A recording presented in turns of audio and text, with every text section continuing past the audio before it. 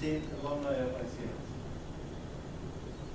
I'm happy and proud to be here at another reunion of the Iran Center for Management Studies with so many familiar faces, old friends, and new ones.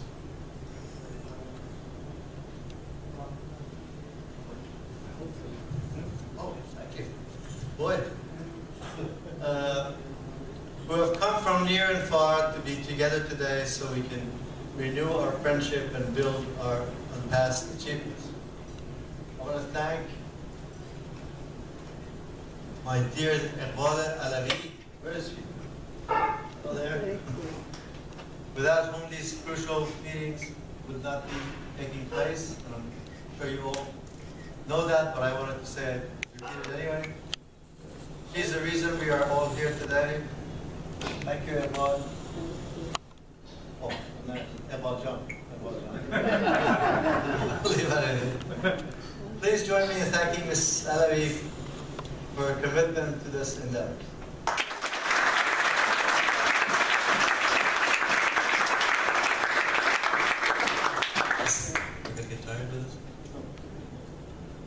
Ms. Alavi was one of our first MBA graduates in the early 1970s and then became ICMS's Director of Admissions. After that, Director of Executive Program, Alumni Placement, and Alumni Relations. Thus, Ms. Alavi has been in an ideal position to keep the flame of this unique institution alive. From what she tells me, during the 8 years of operations, ICMS graduated 430 MBAs. I'd like to thank ICMS Professor Kamran Kashani and J.B. Kazarjan. Here somewhere. So, oh, okay. Now affiliated with IMD in Lausanne, Switzerland. For their efforts in keeping our alumni network alive and contribute to this reunion. Today I'd like to share some of ICMS's early history with you and what we may learn from that experience in order to advance business and management education in Iran. It was in September of 1969, some 45 years ago, that Iqbal's esteemed late brother, who was my best friend, God bless his soul, he passed away last September in Tehran. He made a phone call to me that proved consequential to the creation of ICMS. Reza was then a senior advisor to Iran's Minister of Higher Education, Dr. Majid Rahnama. Reza had also been my colleague in the Besha Industrial Group, which was one of Iran's leading business and industrial conglomerates in the early 1960s and 1970s. In his phone call, Reza told me that in his discussion with Dr. Rahnama, they had reached the conclusion that there was a need for an internationally recognized management school in Iran that would really be launched on, that would ideally be launched in collaboration with the Harvard Business School, from which I had graduated with an MBA in 1963.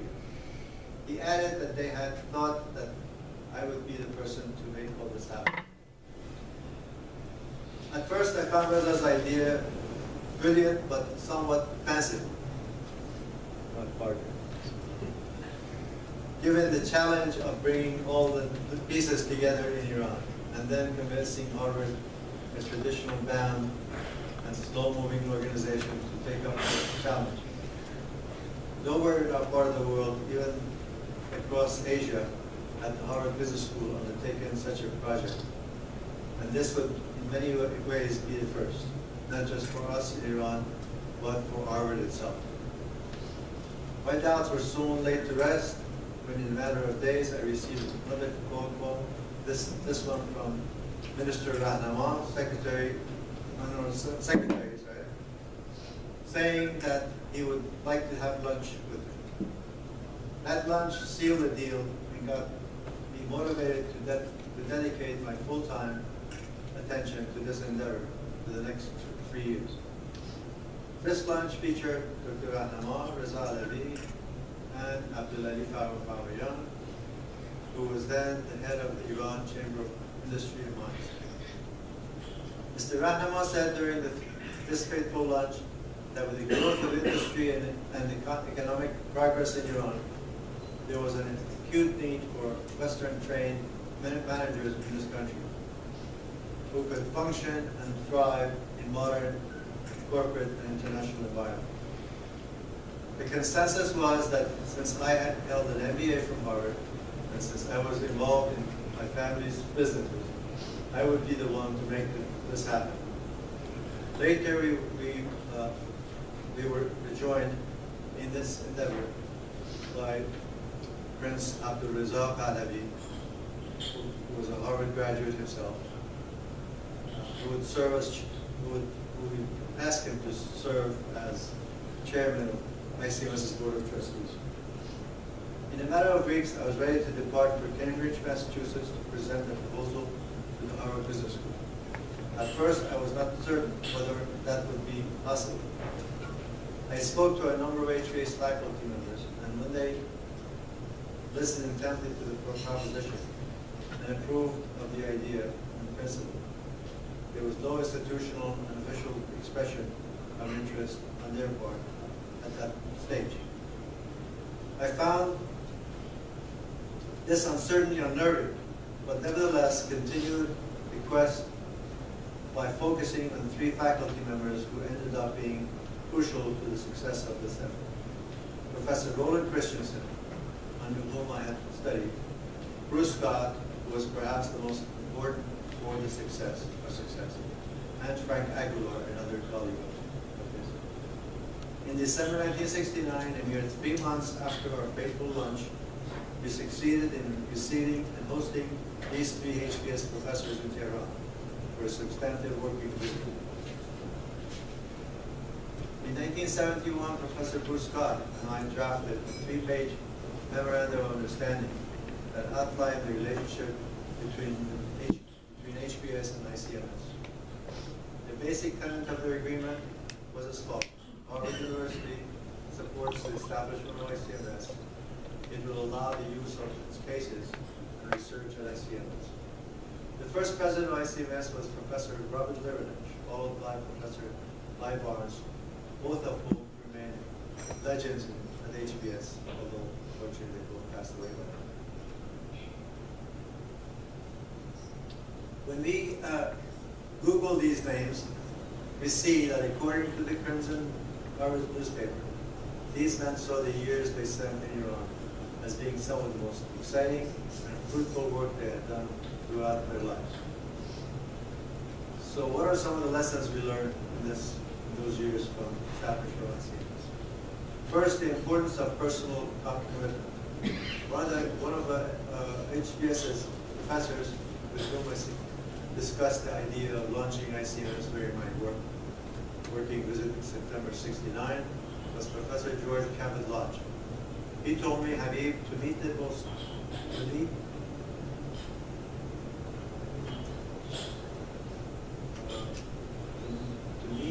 important element in setting up a school in Iran or elsewhere is to have someone in charge who will be greatly embarrassed publicly if this effort doesn't succeed. I thank you very much. That was such valuable advice. I became that person who was personally committed to the success of this effort and who took ownership of it.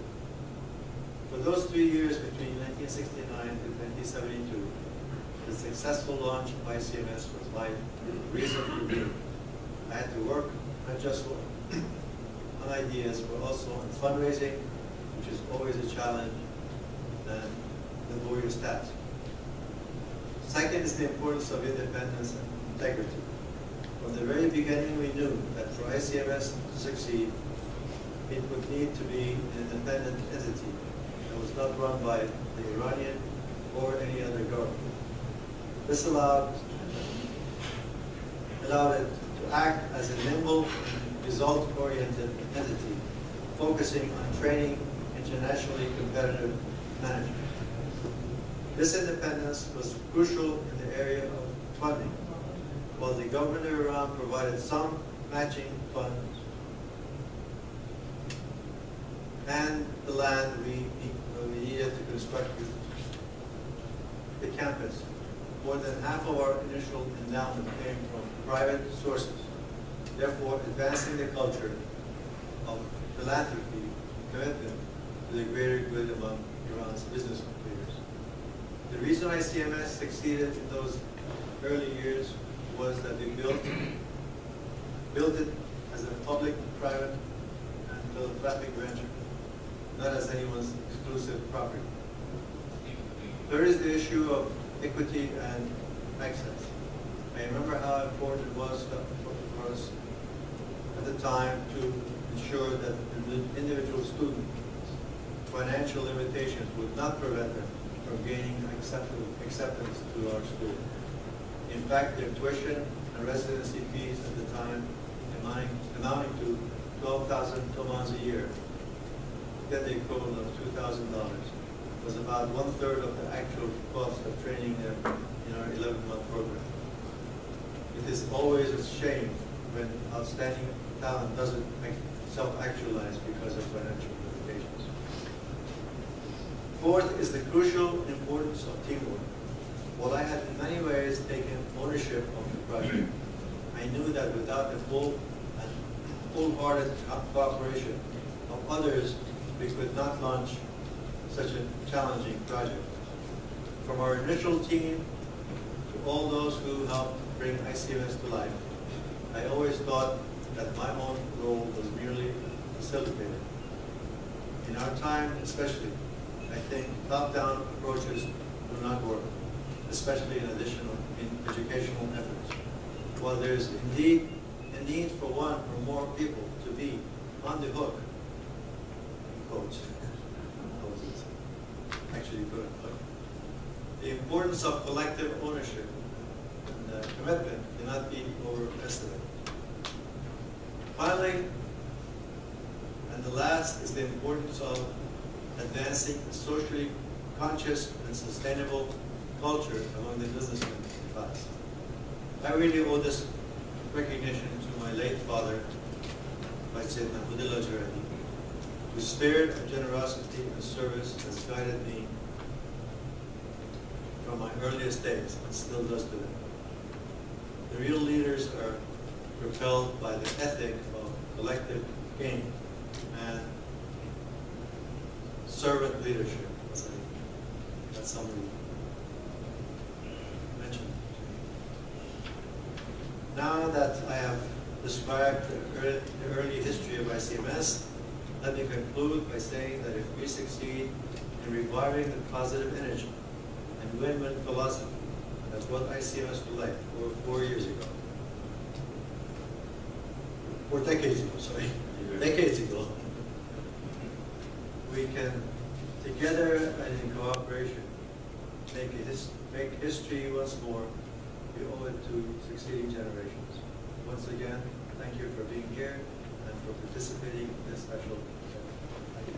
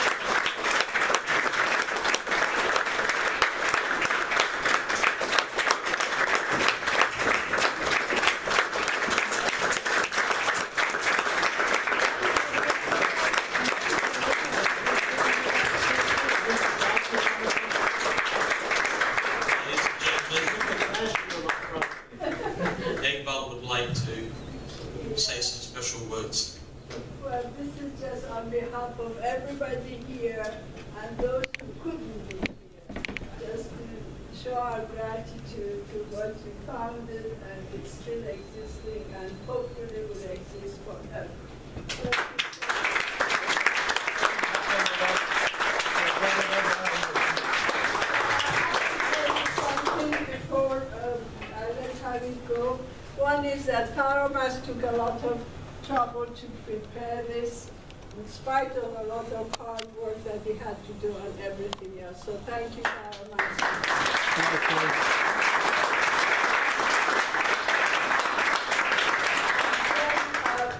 There was a gift to me today because my brother's son, Karim, is here today. He came and surprised me. I was here and he had told me to come to Vienna after this trip, and I said I can't do it. So this morning I'm sitting there. Azadeh comes to me and says, come up. I need to talk to you. So I go up, and there is Karim.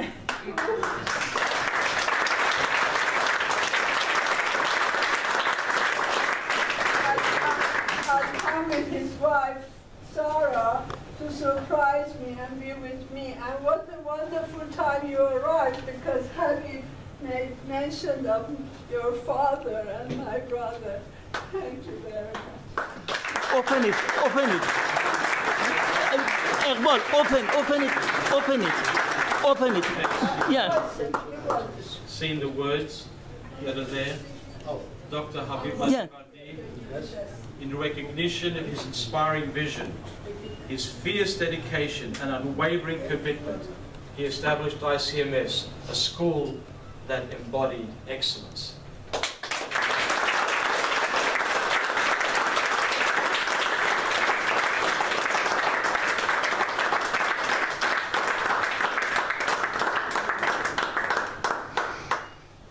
Ladies and gentlemen, can I just say, if you want to say a few words to Habib, this is the time to do it.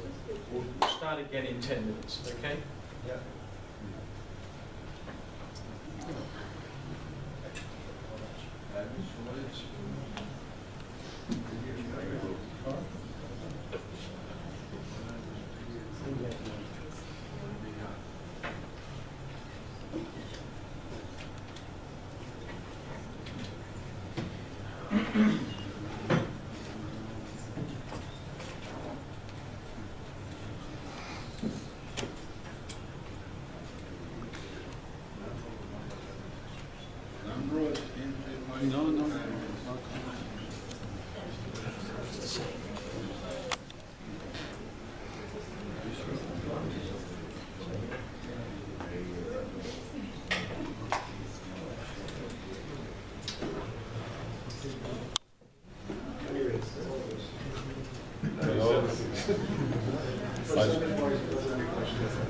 Firstly, my name is Parviz Mokhtari, and I just, as I listened to Habib, I reflected back some 41 years ago when I first went to see the ICMS site.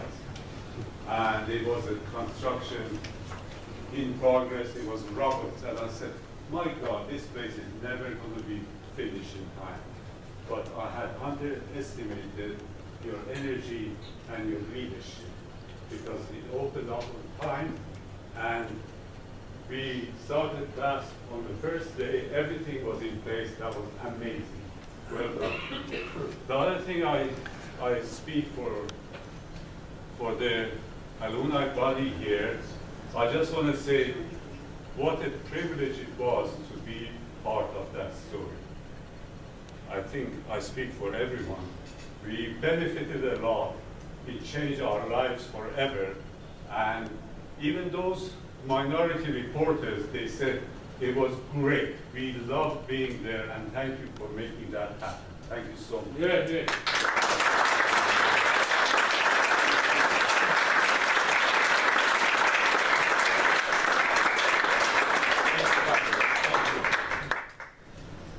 Wow, how do we pick up from there, eh? Ladies and gentlemen, I think this is time to quietly break into our groups and continue. There's nothing I can say.